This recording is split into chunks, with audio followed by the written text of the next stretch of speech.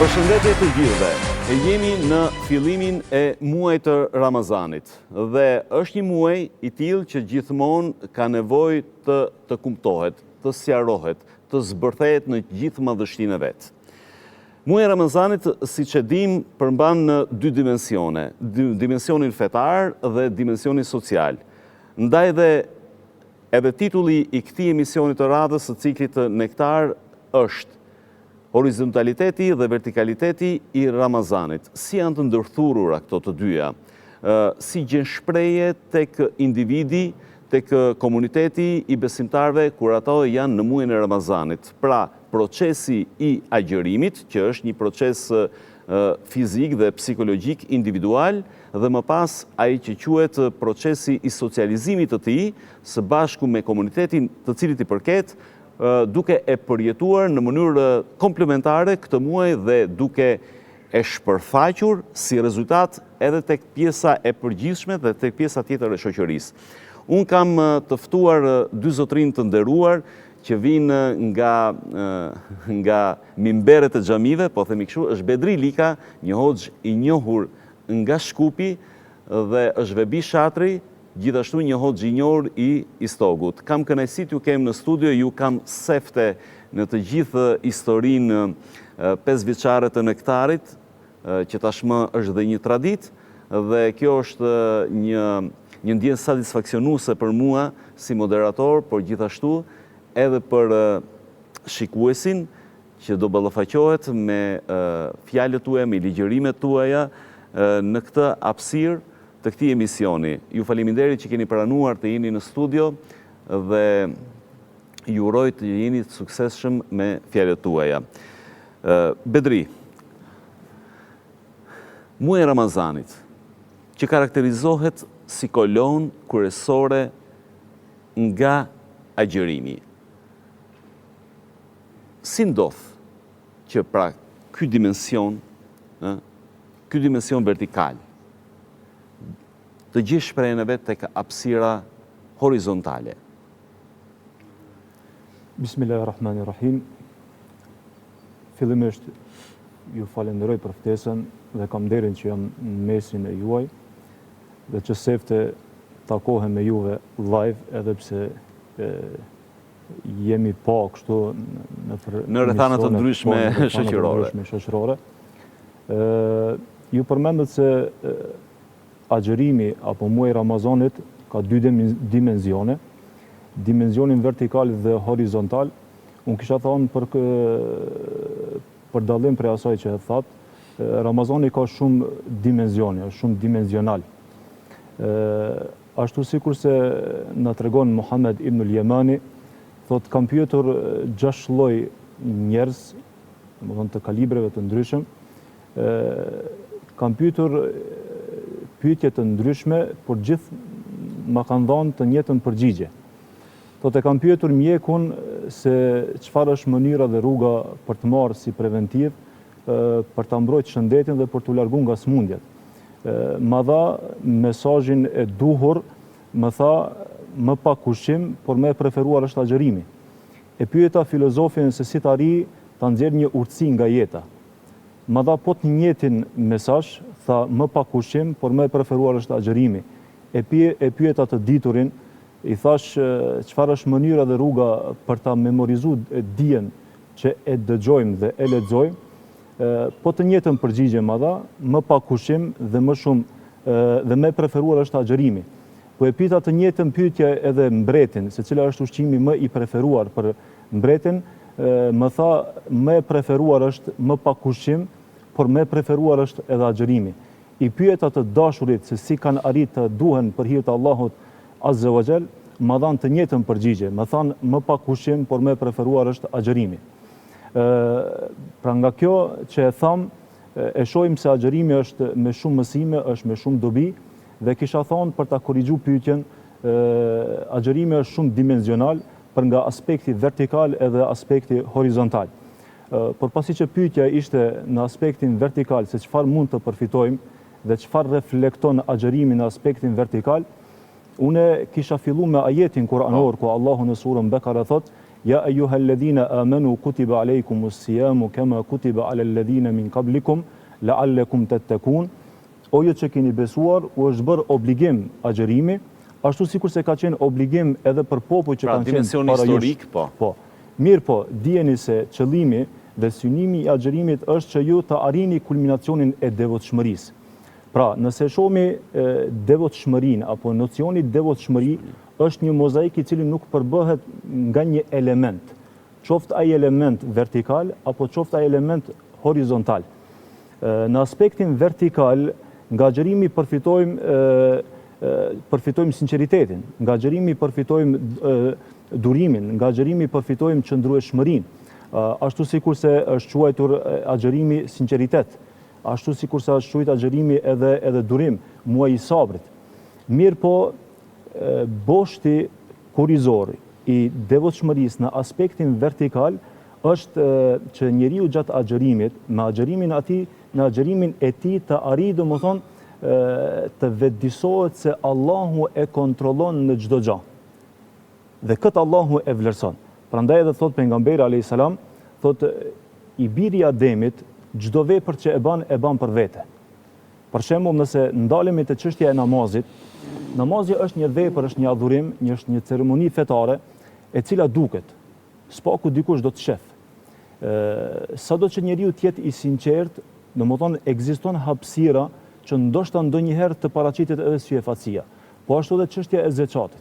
Zeqati është diçka që ndërlidhet me pasurinë e njeriu. Nuk mundesh ti ta japësh zeqatin anonim. Patjetër dikush do të shef. Edhe ka hapësirë që të paraqitet edhe këtu syjefatësia. Po ashtu edhe çështja e haxhit, si ceremoni fetare e cila bëhet një herë brenda jetës, si obligim fetar, po është aspekt kolektiv. Mirë, po çështja e agjerimit është ibadet specifik. Prandaj edhe të mirat edhe dobit e agjerimit janë shumë specifike. Prandaj edhe ka thonë pejgamberi alayhis salam, çdo vepër që e bën i biri i Ademit e bën për vete. E vepra e mirë shpërblet nga 10 deri në 700 fish, varësisht nga ruajtja e origjinalitetit të ibadetit. Mirë, po për agjerimin ka thonë illa siyam fa innahu li fa ana ajzi bihi. Përveç agjerimit, ajo është komplet për mua dhe unë e shpërblej agjeruesin ashtu si di unë. Pse? Parashtrohet pyetja. Sepse agjeruesi e braktisi ushqimin, e braktisi pijen, i braktisi dëshirat e epshit edhe egos, vetëm për të arritur kënaqësinë time. Domethënë këtu shihet ajo sekreti i agjerimit dhe për këtë Allahu e shpërblen njeriu. Për këtë Allahu domethënë e gradon njeriu edhe në këtë botë, po ashtu edhe në botën tjetër.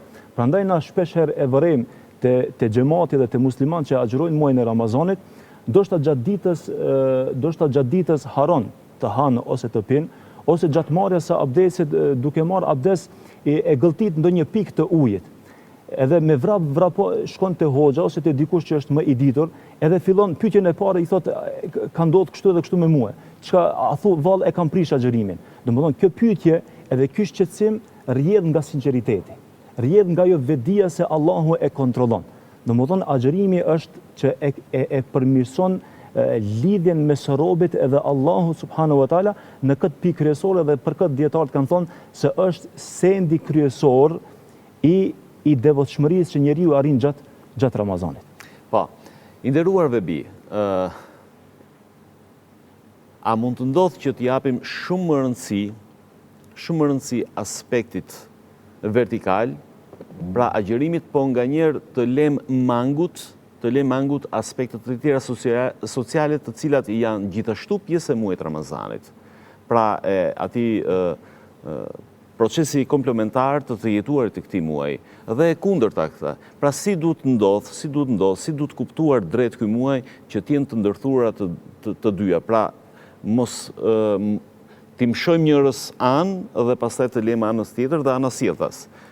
Sepse mund të ndodhë vërtet që një individ, një besimtar të bëhet shumë social muajin e Ramazanit, por të lëm mangut aspekte të tilla, për shembull, që janë shumë të rëndësishme për që një proces i plot. Bismillah. Fillimisht dhe në shfrytëzoj rastin të ju përshëndes dhe që falenderoj për ftesën. Allah shpëleft kolegun që përmeni dhe pyetja tamam. Ramazani është një komplet lidhje me Allahun xhallal shanuhu. Po për ta kompletu këtë Ramazan, apo për t'i marrë bonusat shtesë, të gjitha ato që i ka dhënë apo gjëkbonin që është në Ramazan, duhet që të kemi edhe aspektin social. Devotshmërinë me Allahun xhallal shanuhu, por që ta plotësojmë këtë devotshmëri, ta plotësojmë spari me shpirtin ton, me veten ton me Allahun xhallal shanuhu, me veten ton, me familjen ton, me shoqërinë ton, me rrethin ton. Këto e mësojmë nga tradita e pejgamberit alayhis salatu wassalam, nga tradita e shokëve, sahabët pejgamberit alayhis salatu wassalam. Por këtë në aspektin social e mësojmë edhe prej të parëve ton. Shembull unë vi nga rrafshi i Dugaxhinit. Tek ne është kon tradit që Ramazanit pritet bashk. Ramazani është kon një muaj që ju ka përkushtu me familje, me shoqëri, që e përdorim na me miq e shokë dashamir Ramazani. Nga një herë, jashtë Ramazanit, preokupum me punë, nuk jemi gjithmonë ndarkë në familjet tona.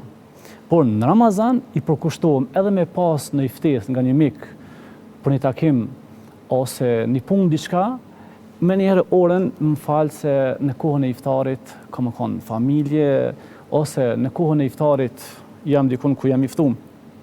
Kjo nuk është vetëm për shkak të iftarit. Shemulli hadithit pejgamberit alayhis salatu wassalam, ku ka përmend që agjëruesi i ka dy gëzime, një në kohën e iftarit dhe një për në botën tjetër. Nuk është ajo që na kur afrohem po ushqehemi. Se ka prej aty në fatkeqësisht që edhe agjërojnë për dhe konsumojnë cigaren. Dhe be njëherë kur e qel me një llokum dhe një ujë iftarin, ai ka me dhezi cigare. Por është ajo kënaqësia që e ndjen që Allahu xhallal shanuhu të ka mundsuar me prit agjërimin dhe kënaqësia që i mbledh rreth sofrës. Tradita jonë në Dugaxhin në shumë fshatra është kanë që 15 minuta spaku para kohës së iftarit të mblidhet familja. Të mblidhet familja rreth sofrës. Dhe ato jo debatojnë dhe të ketë muhabete rreth punëve, kush punoi, çka punoi, por kanë bizotruar një qetësi, një heshtje. Secili për veten ka bo dua, ka bo një lutje për vete, për familje, për shoqërinë, janë ftu edhe mysafirët e tjerë. Ka pas raste prej atyre se më lejohet një algjëtimin që kur nuk na ka godit, kur nuk na ka ra, sidomos në ditë të Ramazanit, një diçka, një problem i vogël nëse është kanë, e ka treguat që Allahu xhallal shanuhu ka mëshirë të madhe dhe sidomos në muajin e Ramazanit është e veçuar, thotë veç është Ramazan. Ne si fëmijë e kemi prit me kënaqësia të Ramazanit që na është mbjell dhe për ata Ramazani apo agjërimi nuk është vetëm që na të nalem, të distancohemi, që është në termin gjuhësor, mos të ham, mos të pim, të distancohemi prej diçkafit, por edhe ti përmirësojmë raportet me shoqërinë, raportet sociale ndërmes veti. Nëse më lejon këto ta përmend një të familjes pejgamberit alayhis salatu wassalam, Zeid Abidin, i cili është kanë në një mezhlis në xhami dhe ka shku një person i revoltum, i nervozum dhe ka ofendu, ka thonë fjalë të pahishme, ofendime të ndryshme dhe ky Zeid Abidin ka hesht, nuk ju ka kundërshtu atina. Gjatë gjithë angazhimeve të ditës, më vonë, mund ta marrim shemb mas namazit të yacis, i ka shku në derë dhe i ka trokit. Kur delaj e shen personit që unë sot e ofendova këta, që e përdojnë në slash gjon pa i thonë. Dhe tash, me njerë në shikim për, unë e kam ofendu, këto tash këj mundet më ofendu, mundet me ma morë ftyrën familje, mundet me më godit, qka mundet me ndodhë, thot në gjohë filan. Fjallë që ti mi the mu sot, ishin pahishme. Nëse unë i kam meritu ato, nëse unë jam kon i tillë, Allah më falt. Por nëse unë nuk jam kanë i tillë, nëse unë nuk i kam merituar ato fjalë, ty Allahu të falt. Nuk i hak mirët, por kërkon që Allahu xhalleshani më i fal të dytë dhe fillon të largohet. Jeti i habitur dhe e thirr prit. Thot me të vërtet je prej familjes pejgamberit dhe ju si familje e keni meritu pejgamberullahun të përqafohen. Na në Ramazan, përveç ndalesave që i kemi, ushqimit, pija, marrëdhënieve, e kemi të ndaluar edhe fjalët. Hadithi pejgamberit alayhis salam, nëse të shan dikush, të ofendon dikush, ti tregojmë që na jemi agjërueshëm, urtësia e agjërimit. Bedri, duke marrë, po. Unë isha ndërlidh me pyetjen nëse më lejohet. Sepse edhe unë pikërisht desha të bëj një ndërlidhje dhe mund ta plotsoj edhe unë me pyetjen. Dhime,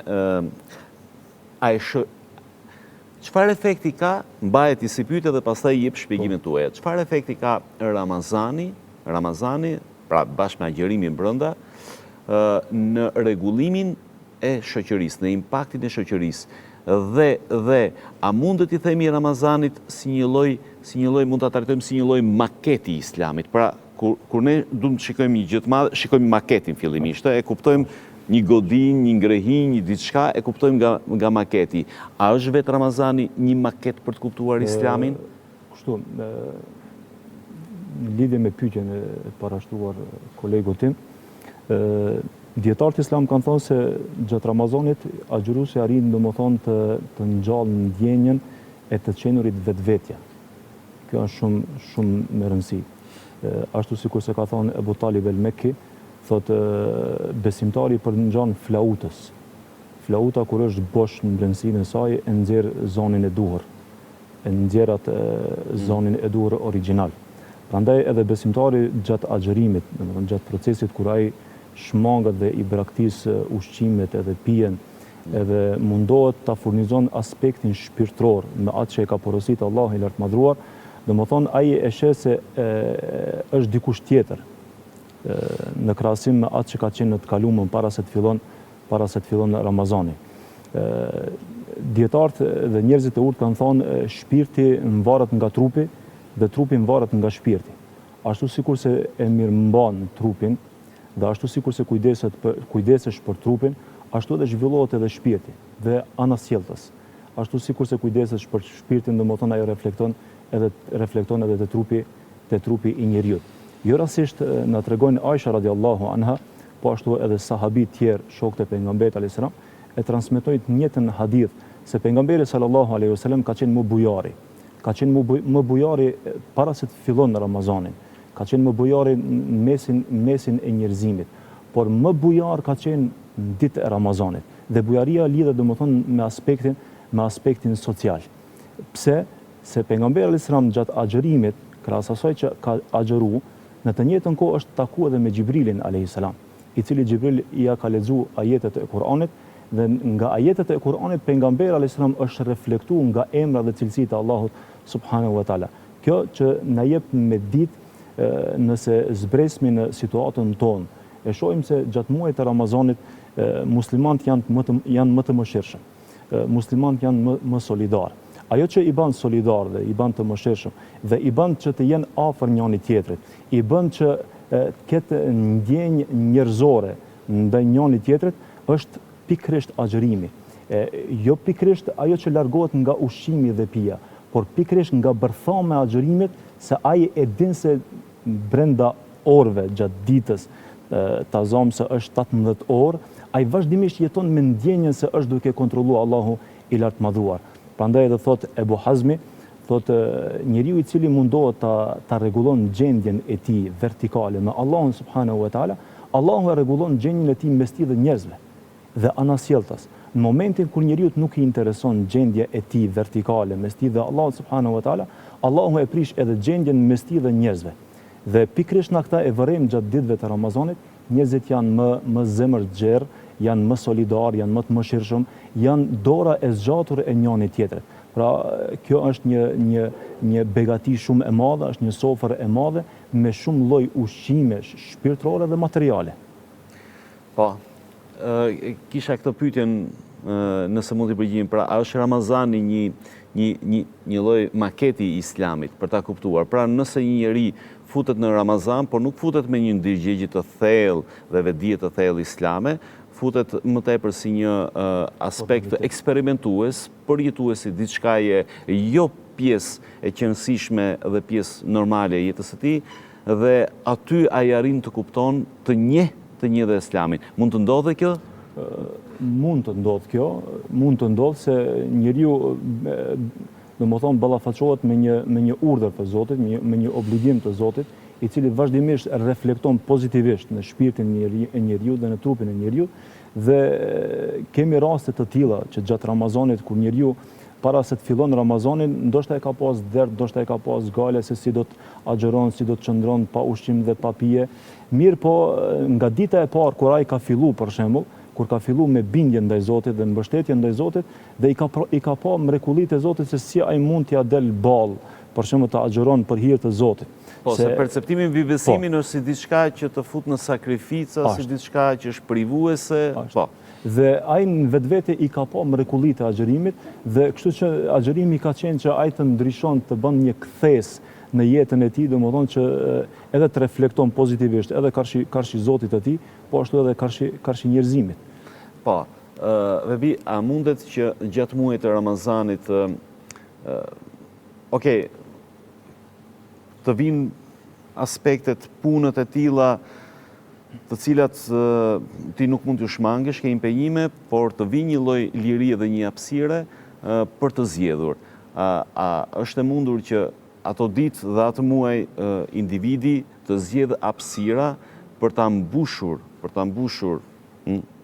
Ramazanin me këto dy komponente, pra me komponentin e adhurimeve, po edhe me komponentin e aspekteve sociale? Besoj që na... Dhe a du t'i bie dinamika jetësore, apo du t'i shtohet ajo? Besoj që në Ramazan kemi nevojë për një dinamik më të madhe. Ne po kemi kohë shumë. Nëse shohim jashtë Ramazanit, mas punës, ke kohë dhe me dalë me shoqëni, dikush pin kafe, ndryshe kalon kohën kanjëherë me familje. Në Ramazan, në vitet një program i Ramazanit. Përveç që jemi përkushtu të agjerojmë, kemi nevojë dhe një program të kemi, dhe të punës tonë. Të përkushtohemi të shtojmë ibadetin, të shtojmë adhurimin, por edhe të shtojmë edhe vizitat, të shtojmë edhe vizitat që hadithi pejgamberit alayhi salatu vesselam, ku na mëson neve që kush bën vizitë të afërmve, të dashëve, akrabave, Allahu xhalla shanehu ja shton ymrin. Këtu Allah ja shton ymrin, ulemaja e ndan në dy grupe, në dy mendime. Një, ato vite sa ti ka caktuar Allahu xhalla shanehu, nëse ti i vazhdon vizitat, shton vizita, Allah ka më të shtu vitet. Tjerët, grupi tjetër thot, jo, ato që Allah ti ka caktuar aq ke me jetu, por kjo me ymër është që me knatësi, me dashuri. Shembull, nëse më lejo të përmeni në vitin 1755, duke hulumtu në arkivat e Kosovës, hasin në dorëshkrimet e imamëve tonë të mahershëm. Ata kanë pas angazhime shumë më të mëdha se ne sot. Edhe pse imam xhamie, xhamatin, familjen gjitha, po jemi me vetura dhe arrim shumë më shpejt dhe kushtet e tyre kanë shumë më të vështira. Shembull në fund të dorëshkrimit që kanë bërë dorëshkrim tyre, edhe e kanë përmendur këtë e kam nis në ditë të Ramazanit në kohën e drekës dhe kam përfunduar në kohën e ikindis. Të gjithë ditët të Ramazanit një orë apo një kohë, një periudhë të shkurtër, ja ka kushtu një vepër që do t'jetë pas, që t'kenë shpërblime se vapët të tjerët. Dhe na, në ditën e Ramazanit, duhet ta kemi një program të jetës tonë. Pse? Thash e përmenda një fjalë të një studiusit, vllau ton shqiptar Artan Mosleu, e cili një prej temave të tij e ka jackpotin në Ramazan. A mund ta fitojmë na këtë ajo? Në Ramazan të shtojmë na veprat tona, punë të mira, sepse Allahu xhalla shanehu nuk na e bën një punë kemi bë një sevap. 10, 70, 700 e ma tepër. E sidomos për agjerimin që nuk ka kufi. Na jo t'i lëmë në Ramazan, ta shti po agjerojmë, të flejmë pak ma shumë, edhe pse gjumi nuk e prish agjerimin, por jo ta kalojmë në ditën e Ramazanit me gjumë, por të merrem me aktivitetet në cilat kemi shpërblime të Allahu. Po, sepse është ky rrezik faktikisht që Ramazani, agjerimi të shtyhet. Kemi dy element, të jetohet dhe të shtyhet. Ky gjumi, më duket se është të shtymorët, dhe unë pikërisht ishte një koincidencë që po përgatitasha për t'ia drejtuar Bedriut këtë pyetje dhe për ta përçuar se mesazh atë që është gabim dhe që si duhet jetë, kur ju edhe e cekët në fundin e fjalës tuaj. Po Bedri, ta shtym apo ta jetojmë? Se ne kemi edhe si shprehje në fjalorin e popullit ton që faktikisht është një ndër treguesit e një psikologjie jo pozitive, të shprehje të tilla si po e shtym. Nuk është treguesi mirë ky kur një popull ka shprehje të tilla po e shtym, me fjalë. Tash njerëzit nuk janë gjithë të një kategorie dhe çdo gjë varet nga koncepti i nocionit agjerim, apo varësisht se si e kuptojmë në agjerimin. Nëse kemi koncept negativ ose jo të plot të agjerimit, atëherë do të na del ajo fjala nga thellësia e zemrës se na agjerimin e shtym, muajin e Ramazanit e shtym. Por nëse themi se e jetojmë, kjo rezulton nga koncepti i shëndosh i agjerimit. Prandaj agjerimi është muaj i punës, nuk është muaj i gjumit, nuk është muaj i festës, sepse festën e kemi pikërisht në ditën pasi që të përfundon muaji i Ramazanit. Kurse nga dita e parë deri në ditën e fundit të Ramazanit është muaj i punës, është muaj i punës karshi Zotit me adhurim. Është karshi njerëzimit, me bujarinë tonë.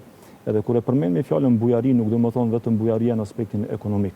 Bujaria domethënë në aspektin e udhëzimit, në aspektin e ideve, në aspektin e ligjerimit, në gjitha aspektet për të cilat njeriu ka nevojë, domethënë njeriu duhet të jetë bujar, ashtu sikur se ka qenë pejgamberi sallallahu alaihi wasallam, saqë kur përshkruhet bujaria e pejgamberit alaihi salam në ditët e Ramazanit, thuhet se ka qenë më i shpejtë se sa erat që e sjell shiun. Domethënë kjo na tregon jeta praktike e pejgamberit alaihi salam, na tregon se ka qenë dinamik, domethënë dinamika e pejgamberit ka qenë domethënë maksimum, edhe ka qenë i pakrahasueshëm pejgamberi sallallahu alaihi wasallam. Pa kjo na jep me tregu, kjo na tregon neve se muaji i Ramazanit është thjesht muaji i renovimit. Muaji i renovimit shpirtëror, muaji i renovimit mendor, psiqik, trupor dhe shumë dimenzioneve tjera. Domethënë thjesht njeriu gjatë agjerimit njeriu gjen atë për cilën ai ka nevojë. Mirë, po kjo duhet kërkohet. Për këtë duhet lexohet, për këtë duhet meditohet. Ashtu sikurse kanë thonë njeriu është sikur një fabrikë dhe gjymtyrët e trupit janë sikurse makineria e fabrikës. Dhe kjo fabrikë gjatë vitit ose ka nevojë të pastrohet. Prandaj edhe njeriu domethënë i kalon 12 muaj, prandaj jo rastësisht Allahu me urtësinë e tij ka caktuar që brenda 12 muajve të agjerohet një muaj Ramazan, dhe muaji i Ramazanit është muaji i pastrimit. Dhe kjo duhet të jetësohet, sepse bëhet fjalë për dobinë tonë. Domethënë për dobinë tonë, të cilën dobinë na do ta përjetojmë në jetën e kësaj dhunjaje fillimisht, e pastaj domethënë atë që e shpresojmë në ditën e llogarisë që Allahu domethënë na premton një shpërblim që nuk e ka potencu. Dhe kjo është ajo që neve duhet të na befason dhe të na motivon që të jemi të palodhshëm edhe në momentin kur ndim lodhi. Përmendët jetën, ashtu siç unë u drejtova pyetjen nëse tek Ramazani ne gjemi maketë të Islamit. Ramazani a është njëkohësisht dhe jeta?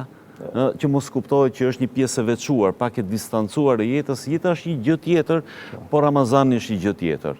Ekziston ky koncept? Jo, ajo është jeta, sepse siç në jetë do kesh sakrificën, do kesh privimin për arsye të caktuar, do kesh obligimet morale për të qenë i drejtë, për të qenë i virtytshëm. Nga Ramazani ti i merr dhe pra që ka vetë jeta në një farë mënyrë.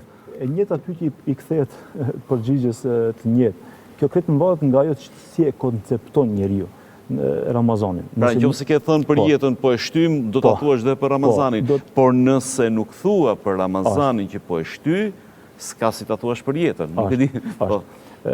Madje Ramazani është pjesë e jetës dhe kur njeriu i din benefitet e Ramazanit, domethënë qofshin ato vertikale, horizontale, sociale, domethënë fizike, individuale, kur i din dobitë e saj, domethënë Ramazanin e jetëson dhe e përjeton në çdo moment.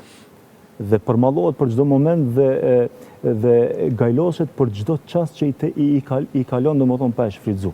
Këtu është dallimi mes njerëzve që disa mendojnë se Ramazani është imponim. Ramazani është si çdo obligim tjetër. Domethënë në Islam, vetë Islami nuk është imponim. La ikrahe fi din. Nuk ka dhunë dhe nuk ka imponim në Islam. Mirë po, pse na e dallojmë agjërimin gjatë vitit, se është një herë në vit. Dhe duke e ditë se shpërblimi është shumë i madh dhe shumë dimensional, dhe dobitë e saj janë domethënë të pakufishme dhe sekretet e saj nuk kanë skaj. Na mundohemi domethënë që me çdo kusht të arrijmë domethënë atë benefit si në këtë botë po ashtu edhe në botën tjetër. Prandaj ndoshta kjo skenë e jonja që paraqitet që e paraqesmi na, dikush e kupton si imponim. Dallimi mes neve dhe atyve është se na e dim të mirën e Ramazanit. Dhe për neve është një dhuratë, është një dhunti, është një sofër me shumë të mirat që mundohemi domethënë të mos na hik asgjë nga Ramazani. Më pëlqeve Bebi sepse në sqarimet tuaja, në mesazhet tuaja përmende shumë trashëgimin të parët. Sa e nevojshme dhe se sa e dobishme është që kjo trashëgimi të mbahet e gjallë, që brezat e sotëm ta kuptojnë Ramazanin si një linjë shpirtërore e pandashme që është pjesë edhe e identitetit, pjesë e natyrshme e identitetit të popullatës, të vendit ku jetohet, sa e rëndësishme dhe se sa efekt frymëzues ka përpos sqarimeve të spektrit teologjik, po se sa është pjesë frymëzuese, sepse ka të bëjë me modelin. Ne sot jemi dhe në kriza modeli. Dhe kjo krizë modeli na bën nga një që të arratisemi dhe në të vjetrën, në të kaluarën, për ta marrë si frymëzim dhe për thënë, ok, shife, pas ka ekzistuar, du ta bëjmë dhe ne këtë gjë të mirë. Na shpesh dëgjojmë të e përmend Islamin tradicional. Islami tradicional, tash ne është konë një, me thonë, Islam i mirëfillt. Tek traditat, sidomos në Ramazan, unë mund të quaj Ramazanin, po e kanë quajtur para meje, një kurs intenziv. Tek ne, po flas për kushtona më shumë rrafshit të Dugaxhinit, Ramazani është janë përgadit në të kaluarën se po vjen Ramazani. Janë bugati se po vjen Ramazani. Përveç një diçka që mastraf me tepru, me ushqimet nuk e kanë tepru. Sot po dallon ajo tradita e familjeve, e iftareve, e organizimeve që janë bërë. Në të kaluarën, ai fshat i cili nuk ka pas xhami, s'ka pas imam. Edhe nëse në kanë 5 apo 6 katunde në Dugaxhin ka xhamia rrallë, 5-6 katune me një xhami që kanë gravitu, secili katune ka marrë imamin për Ramazan. Dhe ai imam i Ramazanit e ka pas një dobi. Në kohën e drekës e ka pas programin me mësu të rit, me mësu fëmijët. Pa dallim xhenie është kanë organizuar një od ku janë mësu është majt me i tepi, mësim besimi fëmijëve, mani është falë namazit taravive, mas iftarit për dijet akshami, namazit taravive, dhe imami ka pas programin që të ketë një ligjerat. Ta ashtu në ligjerat kanë marrë pjesë familjar për dijet, po edhe të rritë që ne i quajmë hyzme qartë, që kanë servu, edhe ata janë obligu që të hynë mrena të futen në odën e burrë dhe të dëgjojnë imamin në ligjeratat e tina. Ligjeratat janë kanë të mirëfillta, janë kanë të mira, dhe këto është kanë një afrim, një dashuri, sepse Allahu xhalla shanuhu nuk po e zbrit Ramazanin, agjërimin nuk na ka pru neve për me na mundu neve diçka. Siç edhe ka ardhur në ajetin kuranor, lealekum tettekun, pra po ju drejtohet besimtarve me një agjërim. Po tregon se kanë pas edhe të tjerët agjërim, por agjërimi i besimtarve musliman, agjërimi i ummetit Muhammed alayhi salatu wasalam është për devotshmëri. Devotshmëri me Allahun xhalla shanu, po devotshmëri mes njerëzve, afrim i zemrave, afrimi njerëzve ndërmes veti. Dhe kjo është një e mire Allahu xhalla shanu, që të mirat Allahu xhalla shanu nuk kanë fund, dhe përveç ata të cilët i shijojnë këto të mirat Allahu xhalla shanu, i dinë sepse tjetër kush nuk mundet me ditë, si ka ardhur rasti me Zekrijan alayhis salam, kur është konë të fresku në ditë të verës, dhe Allahu xhalla shanu ka qenë sprov, pasuni, edhe me dhanë pasuni sprov, dhe ai del prej ujit, veshë diçka dhe një rrobë që ka pas më të madhe, nis me i marë florit që ja qënë Allahu xhalla shanu, po grabit me të shpejt. Dhe Allahu xhalla shanu i fol. A kështu pejgamberi Allahut nxiton mas mallit, mas pasunie, dhe çfarë thot Zekria alayhis salam? Atur provot, më thon, po turprona, i thot, o Allah, e kush ngopet me të mirat tua. Kështu që Ramazani që neve na vjen Allahu xhalla shanu, është një e mirë e Allahu xhalla shanu, dhe na nëse e shfrytëzojmë, po patjetër që duhet ta shfrytëzojmë dhe nuk ngope me të mirat Allahu xhalla shanu. Bedri, ju vini nga një qytet që ka një status të veçantë për sa i përket besimit fetar, por që thuhet dhe ju mund ta përgënjeshtroni ose ta pohoni këtë që si ndihet Ramazani në Shkup, sigurisht në hapësirat islame, atje në asnjë qytet të Shqipërisë nuk ndihet. Është e vërtetë kjo gjë? Dhe çfarë e bën këtë të veçantë nëse edhe ju jeni me këtë konstatim që unë e kam dëgjuar her pas here, po mu them që edhe personalisht e kam përjetuar. Në Shkup ka një lloj kënaqësie komplet tjetër nga qytetet e tjera. Pasi që ju vetë po e thoni, unë vetëm se mund ta konfirmoj. S'është efekti traditës së fuqishme. Kjo është rezultati i veprës që është bërë, domethënë nga hoxhallarët e vjetër, Zoti i mëshiroft. Padyshim ajo që ju e thatë dhe të tjerët e thojnë, është një realitet që na e vërejmë në Shkup, domethënë e kaplon një atmosferë krejtësisht tjetër. Xhamit lulëzojnë nga xhamati, rrugë domethënë janë të mbushura me domethënë vërehet në ajër, vëret në ajër, një lloj. Po ashtu e ndin, është një përjetim domethënë i papërshkruar. Të njëjtën atmosferë na e vërejmë kur dalmi prej Shkupit. Për shembull, kur dalim në qytete të tjera, nuk është e njëjta atmosferë. Është e vërtetë se Shkupi domethënë gjatë Ramazanit është krejtësisht një atmosferë tjetër, është një ambient domethënë është i papërshkruar domethënë. Njerëzit me padurim e presin Ramazanin, me gëzim e përjetojnë Ramazanin, normal, ka dallime, mirë po dallimet janë shumë të vogla dhe minimale, saqë edhe nuk vërehen. Unë deshta me përmend edhe një element tjetër, pasi që na jetojmë edhe me popullin Maqedonas dhe jemi bashkë, domethënë ka lagje që ndoshta 50-50 jemi Maqedon edhe shqiptar, që ata i përkasin domethënë fesë krishtere, është një fenomen gjatë Ramazanit, ata nuk hajnë publikisht. Domethënë nuk ushqejnë publikisht, kanë kujdes. Madje edhe ata mendzi e presin Ramazanin se e përjetojnë edhe ata një të mirë të Ramazanit.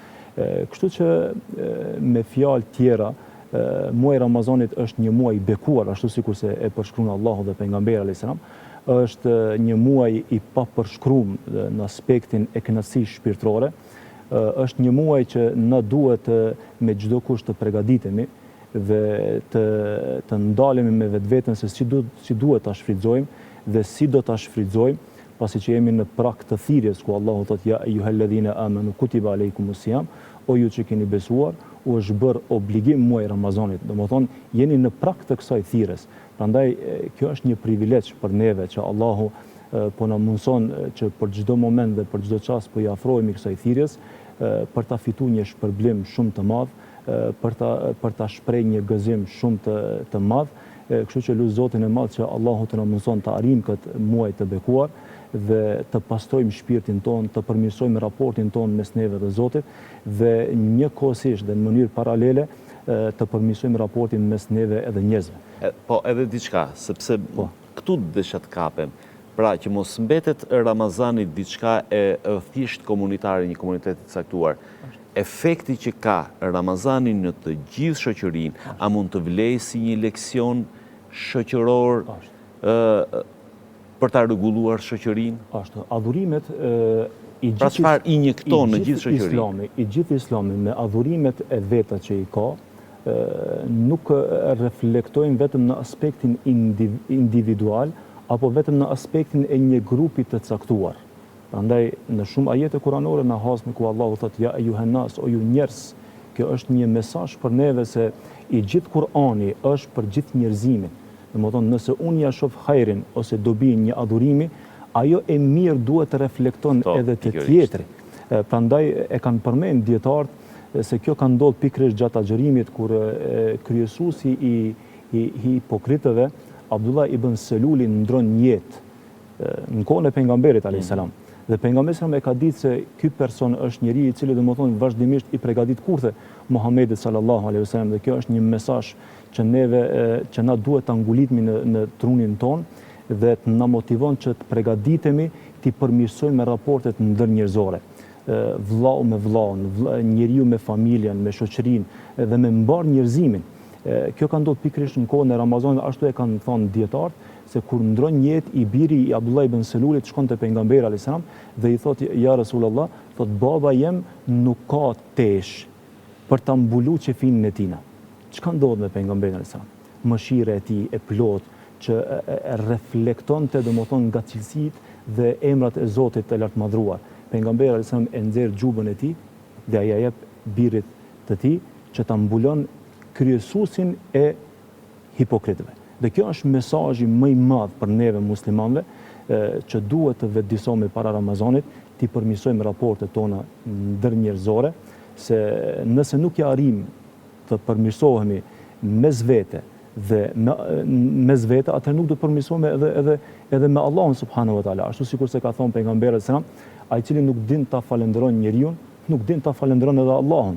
Unë e tham të kundërtën. Ai cili nuk din të sillet mirë me njeriu, ai nuk din të sillet edhe me Allah. Prandaj tash e kemi momentin dhe e kemi mejdanin, i cili mejdan do të na mundson që të përmirësojmë edhe raportet me Allahun, edhe raportet të lidhe me këtë, sepse pra pas ka një diferencë midis asaj në popuj ku agjerohet dhe në popuj ku nuk agjerohet, besoj është një diferencë, dhe unë du të kujtoj këtu rastin e para 2-3 viteve në Mitrovic, ku një plak nga veriu, një plak por i vetmuar dhe i varfër, i mbetur i vetmuar, gjatë gjithë muajit Ramazanit, përfitonte nga iftarët në vendet hapura që shtroheshin në pjesën jugore, dhe çdo ditë ai kalonte urën e Imbrit dhe shkonte dhe ushqej bashkë me muslimanët, dhe pastaj kalonte tek shtëpia vet. Ishte një gjë shumë interesante, një dolli për të dhënë të kuptuar pikërisht këtë, pra që nuk është njësoj në një vend ku ka agjërim, ku përjetohet Ramazani, me një vend ku nuk ka Ramazan, por që besoj në këtë botë janë shumë të pakta. Po. Me këtë doja të lidha edhe unë jam imam në një vend ku janë të dy komunitetet, komuniteti musliman dhe komuniteti katolik. Në traditën po them tash të kalumes para luftës, unë përveç që jam tani imam aty, isha para luftës dhe imam Ramazani, por kjo nuk ka ndodhur unë kur isha imam Ramazanit, por me imamët para meje, tek një familje besimit katolik, kanë bërë kërkesë të këshilli i fshatit, komunitetit musliman, që a bën më na jep hoxha një natë në iftar, ta kemi edhe na, dhe ju muslimanët vini në iftar. Përveç imamit të Ramazanit, është kanë tradita edhe tupani. Sezoni nuk është një gjatë dhe të ra tupani për me një fshati. Dhe këta me kumtojnë sot edhe të besimit musliman, edhe të besimit katolik, sepse kjo ka ndodhur në Gurra Kocë të komunës së Istogut, që përmeni Hoxha Efendiu më herët, e kanë njët ndjesinë e ardhes Ramazanit, edhe është kanë uniteti i përbashkët i gjithëve. Ju falenderoj, Bedri Lika nga Shkupi dhe Vebi Shartri nga Istogu për të gjithë sqarimet e mrekullueshme që bët në lidhje me këtë muaj të jashtëzakonshëm për jetët e muslimanëve, po për gjithë shoqërinë ku ka musliman dhe ku agjerohet. Ju faleminderit. Bashkë miru takofshim në emisionet tjera.